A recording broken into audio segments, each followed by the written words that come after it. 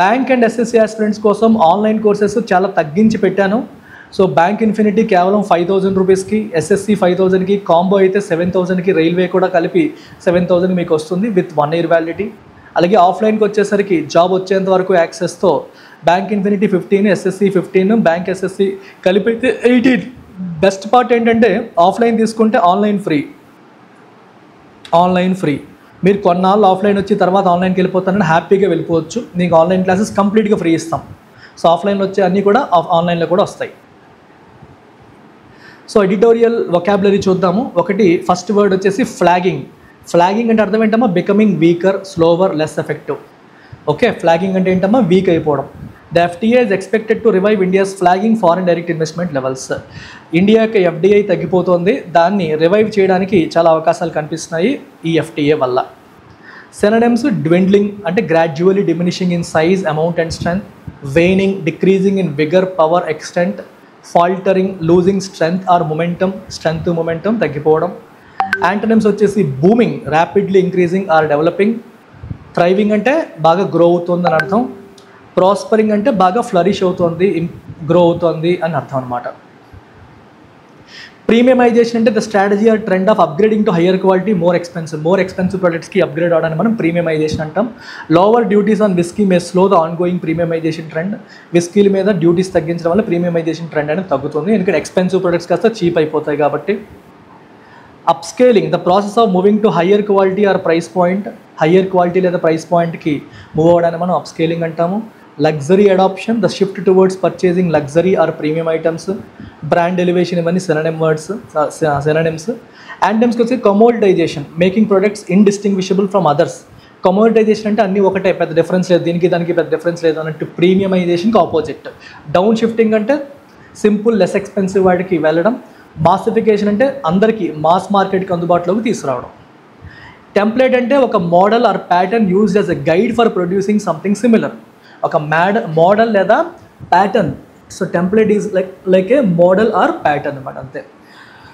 రేపు పొద్దున్న ఇలాంటివి రిపీట్ చేయడానికి ఒక మోడల్ లేదా ప్యాటర్న్ లాగా పనిచేసేదాన్ని టెంప్లెట్ అంటాం. Experts believe that India UK FTA will serve as a template for future trade అగ్రిమెంట్స్కి ఒక టెంప్లెట్ లాగా ఇది పనిచేస్తుంది.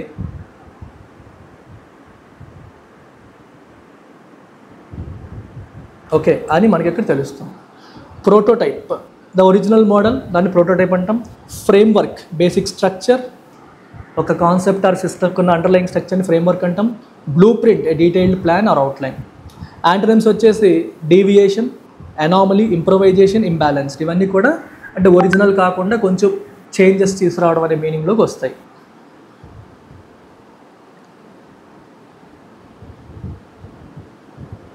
ఓకే, నెక్స్ట్ వర్డ్కి వెళ్దాం. ఎల్బో అవుట్ అంటే to force someone or something out of a position or situation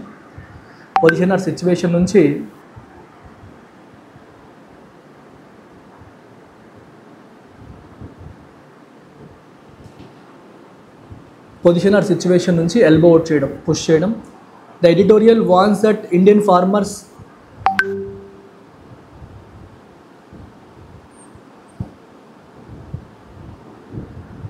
farmers must not be elbowed out by foreign imports. Okay, push చేసేయడం అనమాట. డిస్ప్లేస్ చేయడం, హోస్ట్ చేయడం, సప్లాంట్, టు రీప్లేస్. అది antonyms వచ్చేసి accommodate, include, retain. ఇవి antonyms. Fragmented అంటే broken into separate or disconnected parts, lacking unity లేకుండా different పార్ట్స్గా సెగ్మెంట్ అయిపోవడాన్ని మనం ఫ్రాగ్మెంటేషన్ అంటాం. FTA strengthens India's position in fragmented global trade environment ముక్కలుగా అయిపోయింది, దాంట్లో ఇండియా పొజిషన్ ఎఫ్టీఏ స్ట్రెంథెన్ చేస్తుంది. Synonyms disjointed, divided, fractured. Antonyms integrated, unified, cohesive. Similar words మనకి. సో ఈ మూడు కూడా మనకి ముక్కలవ్వడాన్ని చెప్తున్నాయి, ఈ మూడు కలవడాన్ని చెప్తున్నాయి. So today's idiom of the day, a double edged sword. స్వార్డ్కి రెండు ఎడ్జెస్, ఒకటి పాజిటివ్ ఒకటి నెగిటివ్గా తీసుకోవచ్చు. Something that has both positive and negative అనేటప్పుడు డబుల్ ఎడ్జ్డ్ స్వార్డ్ అని చెప్తా అంటాం. ఇండియా యూకే ఎఫ్టీఏ అనేది ఒక డబుల్ ఎడ్జ్డ్ స్వార్డ్ లాంటిది. దీనివల్ల ఎక్స్పోర్ట్స్ ఇన్వెస్ట్మెంట్ అనేది బూస్ట్ అయినప్పటికీ డొమెస్టిక్ ఫార్మర్స్, మ్యానుఫ్యాక్చర్స్ నష్టపోయే అవకాశాలు కూడా ఉన్నాయి. Weigh in is the phrasal verb of the day. అంటే అర్థం ఏంటి? To give or express an opinion, especially in discussion or debate. Discussion or డిబేట్లో మీ ఒపీనియన్ని ఎక్స్ప్రెస్ చేయడాన్ని మనం వెయిన్ అంటాము. Farmer organizations have strongly weighed in on the FTA, expressing concerns about the reduced tariffs on agricultural imports. Agricultural imports పైన reduced tariffs విషయంలో వాళ్ళ కన్సర్న్స్ని express చేస్తూ వాళ్ళ ఒపీనియన్ వాళ్ళు చెప్పారు. Caution and optimism. సో యూకేతో మనం ఒక హిస్టారిక్ ఫ్రీ ట్రేడ్ అగ్రిమెంట్ చేయడం జరిగింది. సో దానికి సంబంధించిన డీటెయిల్స్ ఇక్కడ ఇస్తున్నారు. The FTA with the United Kingdom should not elbow out India's farmers. United కింగ్డమ్తో మనం చేసిన ఈ ఫారిన్ ఫ్రీ ట్రేడ్ అగ్రిమెంట్ ఏదైతే ఉందో ఇది ఇండియా యొక్క ఫార్మర్స్కి నష్టం కలిగించకూడదు, అది వాళ్ళని పక్కకి తోసేయకూడదు, వాళ్ళకి నష్టం కలిగించకుండా ఈ ఫ్రీ ట్రేడ్ అగ్రిమెంట్ ఉండేలాగా చూడాలి అనేది ప్రధానంగా ఇక్కడ చెప్తున్న పాయింట్. సో అసలు ఫ్రీ ట్రేడ్ అగ్రిమెంట్ అంటే అర్థం ఏంటమ్మా, రెండు దేశాల మధ్య టారిఫ్స్ రెడ్యూస్ చేసేలాగా, రెండు దేశాల మధ్య జరిగే ఎక్స్పోర్ట్స్ మరియు ఇంపోర్ట్స్, గుడ్స్ అండ్ సర్వీసెస్ యొక్క ఎక్స్పోర్ట్స్ మరియు ఇంపోర్ట్స్ ఉంటాయి, వాటిపైన వేసే సుంకాల్ని తగ్గించడం కోసం రెండు దేశాలు కూర్చొని మాట్లాడుకొని చేసుకునే అగ్రిమెంట్ని మనం ఫ్రీ ట్రేడ్ అగ్రిమెంట్ అంటాము. సో ఈ free trade agreement between India and United Kingdom marks a strong step towards securing India's bilateral ties in an increasingly fragmented global trade environment. The free trade agreement between India and UK, India మరియు UK మధ్య ఉన్న ఈ free trade agreement ఏదైతే ఉందో it marks a strong step towards securing India's bilateral ties. Bilateral అంటే ఏంటమ్మా, ద్వైపాక్షిక టైస్ అంటే సంబంధాలు, ఆ సంబంధాలని బలపరిచేలాగా, ఓకే, దట్టు వాటిని కొంచెం మనకి అనుకూలంగా ఉండేలాగా చేయడానికి ఇది ఉపయోగపడుతుంది అని చెప్పొచ్చు, ఒక స్ట్రాంగ్ స్టెప్గా చెప్పొచ్చు. అండ్ ప్రపంచవ్యాప్తంగా ట్రేడ్ ఎన్వైర్న్మెంట్ ఎలా అయిపోయింది, ఫ్రాగ్మెంటెడ్ అయిపోయింది, అంటే మొక్కలు అయిపోయింది. సో ఇంతకుముందు అన్ని దేశాలు అన్నిటితో తక్కువ టారిఫ్లకి తగ్గించుకునేవి, కానీ ట్రంప్ లాంటి వాళ్ళ పాలసీస్ వల్ల ఏమవుతుందంటే కంట్రీలు విడివిడిగా మాట్లాడుకొని సెట్ చేసుకుంటున్నాయి తప్పితే ఓవరాల్గా టారిఫ్ తగ్గే పరిస్థితులు ఇప్పుడు లేని పరిస్థితులు ఉన్నాయి. సో ఎవరెవరి మధ్య ఎక్కువ ట్రేడ్ జరుగుతుందో రెండు దేశాలు అగ్రిమెంట్ చేసుకొని టారిఫ్ తగ్గించుకుంటున్నాయి తప్పితే అదర్వైజ్ మనకి ఓవరాల్ సినారియో అనేది ఫ్రాగ్మెంట్ అయిపోయింది. The key highlight for India is that 99% of its exports will attract new duties. So India point of వ్యూలో కీ హైలైట్ ఏంటి, మోస్ట్ ఇంపార్టెంట్ పాయింట్ ఏంటి అంటే మనకి ఇండియా నుంచి యూకేకి వెళ్ళే 99% ఆఫ్ ద ఐటమ్స్ పైన సినారియో అనేది ఫ్రాగ్మెంట్ అయిపోయింది.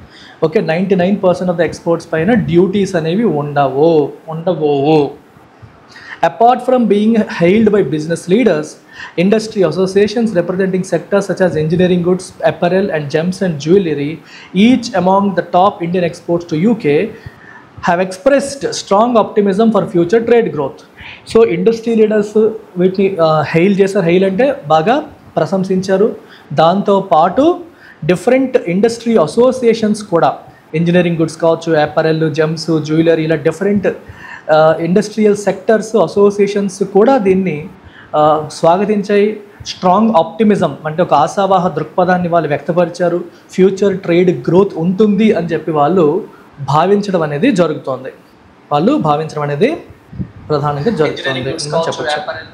Engineering exports for example are expected to nearly double to $7.55 billion by 2930 according to the Engineering Exports Promotion Council of India. So engineering exports promotion council of India వాళ్ళ ప్రకారం మన దేశం నుంచి యూకేకి వెళ్ళే ఇంజనీరింగ్ ఎక్స్పోర్ట్స్ అనేవి double అయ్యే అవకాశం ఉంది, $7.55 billion పెరిగే అవకాశం ఉందని చెప్తున్నారు. Overall bilateral trade is expected to double to $120 billion by 2030. రెండు దేశాల మధ్య జరిగే ట్రేడ్ అనేది $120 billion పెరగొచ్చు అని కూడా ఎస్టిమేట్ చేస్తున్నారు, ఇప్పుడున్న దానికి డబుల్ అయ్యేలాగా. The other major win is that Indian workers temporarily working in the UK and their employers will be exempt from making social security contributions for 3 years. ఇంకొక మేజర్ థింగ్ ఏంటంటే యూకేలో టెంపరరీగా పనిచేస్తున్న ఇండియన్ వర్కర్సు అలాగే వాళ్ళ ఎంప్లాయర్స్ వాళ్ళకి social security contributions అంటే PF, gratuity ఇట్లాంటి వాళ్ళ కోసం కాంట్రిబ్యూషన్స్ చేయాల్సిన అవసరం లేదు 3 సంవత్సరాల పాటు అని చెప్పి ఎగ్జామ్షన్ కూడా ఇచ్చారు. So this is likely to is the hiring of Indian workers in the UK. So దీనివల్ల ఇండియన్ వర్కర్స్ని యూకేలో హైర్ చేయడం అనేది సులభం అవుతుంది. The FTA also eases the movement of professionals and investors, which should go some way in reviving India's flagging foreign direct investment levels. So FTA అనేది only goods and services యొక్క exports ఇంపోర్ట్స్కి మాత్రమే limit అవ్వకుండా moment of professionals అంటే మన వాళ్ళు UK వెళ్ళి పని చేసుకోవడానికి, యూకే వాళ్ళు ఇండియా వచ్చి పని చేసుకోవడానికి అంటే వీసా ప్రాసెస్ని కూడా సులభతరం చేసింది. అలాగే ఇన్వెస్టర్స్ అంటే యూకే ఇన్వెస్టర్స్ ఇండియాలో వచ్చి పెట్టుబడి పెట్టడానికి, ఇండియన్ ఇన్వెస్టర్స్ యూకే వెళ్ళి పెట్టుబడి పెట్టడానికి కూడా ఉన్న కండిషన్స్ని చాలా ఈజ్ చేసింది, తగ్గించింది అనేది మనం గుర్తుపెట్టుకోవాలి. సో దీనివల్ల ఇండియా యొక్క ఫారిన్ డైరెక్ట్ ఇన్వెస్ట్మెంట్ లెవెల్ పెరగచ్చు. More and more investors from UK might come to India and invest here అనేది ఇక్కడ చెప్తున్నారు. ఆన్ ద ఫ్లిప్ సైడ్ అంటే ఇవన్నీ పాజిటివ్ ఆస్పెక్ట్స్. అదర్ సైడ్ మనం ఒకసారి గమనిస్తే India has agreed to cut it's tariffs on 90% of the tariff lines imported from the UK. India ఏం చేసిందమ్మా, 90% of tariff lines అంటే యూకే నుంచి ఇండియాకు వచ్చే ఐటమ్స్ పైన కూడా 90% ఆఫ్ ఐటమ్స్ పైన టారిఫ్ కట్ చేయాలని ఇండియా నిర్ణయించుకుంది. With 85% of these to be reduce to zero tariff with in decade. ఇందులో 85% జీరో టారిఫ్కి వచ్చేస్తాయంటే ఒక దశాబ్ద కాలంలోనే.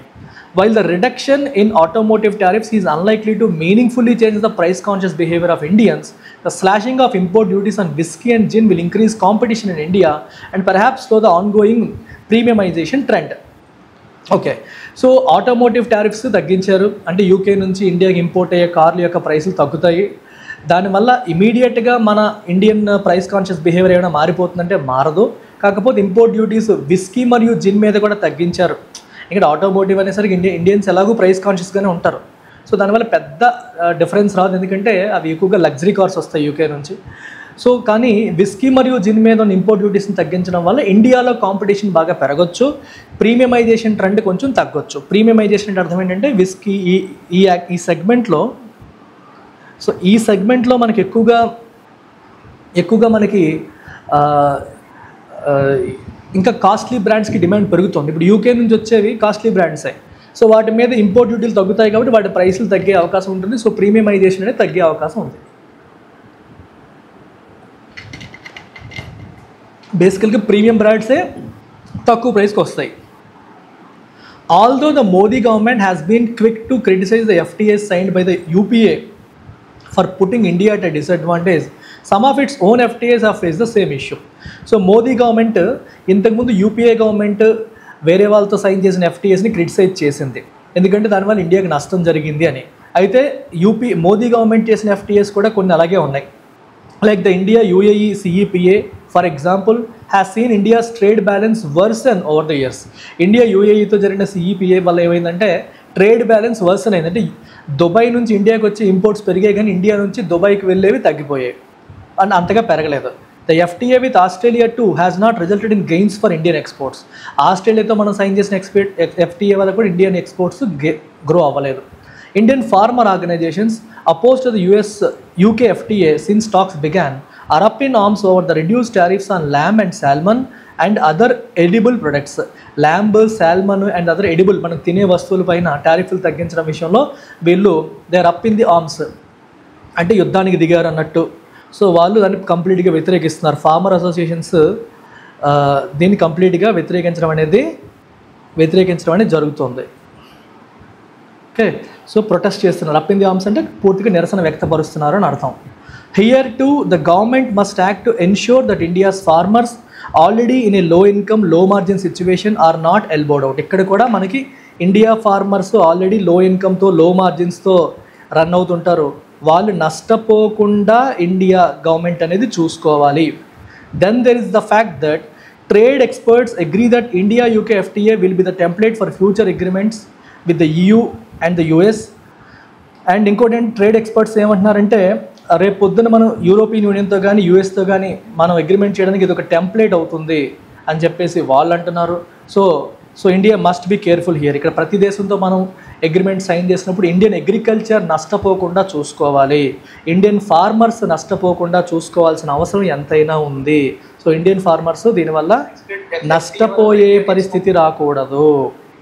While the UK is a relatively small trading partner, the EU and the US deals, when they happen, will have a more significant impact. Compared to EU and US, UK అనేది చిన్నది, కానీ EUతో USతో చేసే deals మాత్రం అవి జరిగినప్పుడు significant ఇంపాక్ట్ని create చేసే అవకాశం అనేది ఉంటుంది. India has already cut import duties on several food and auto products in line with US demands. India అనేది several food and auto products పైన ఇంపోర్ట్ డ్యూటీస్ని ఆల్రెడీ కట్ చేసింది. US అడిగిందని చెప్పేసి ఆల్రెడీ కట్ చేయడం అనేది జరిగింది. with a less than 2% contribution to global exports, Indian manufacturing needs to be helped, not undermined. India global ఎక్స్పోర్ట్స్లో ఇండియా యొక్క కాంట్రిబ్యూషన్ ఆల్రెడీ చాలా తక్కువ ఉంది, 2% మాత్రమే ఉంది.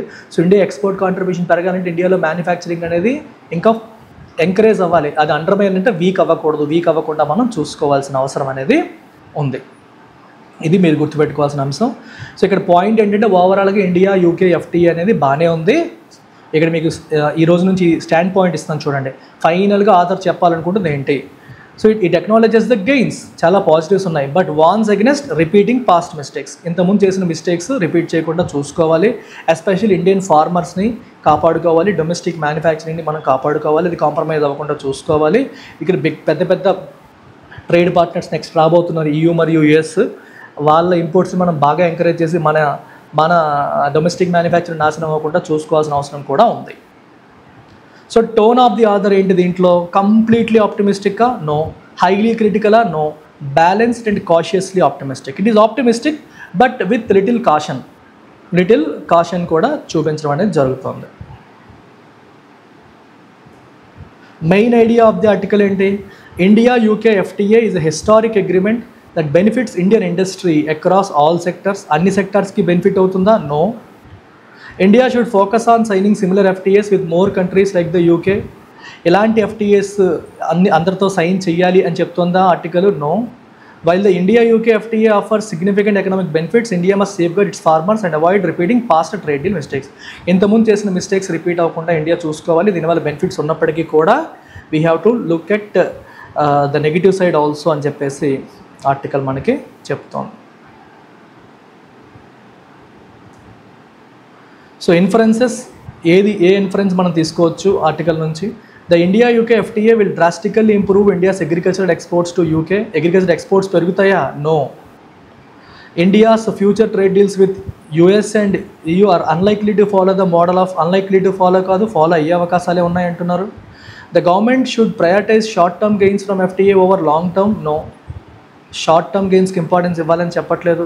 Without adequate safeguards, FTAs like the one with UK can hurt vulnerable domestic sectors such as farming. Yes, safeguards లేకపోతే ఈ FTAs వల్ల కొంచెం నష్టం జరిగే అవకాశం కూడా ఉంది అనేది మేజర్ పాయింట్.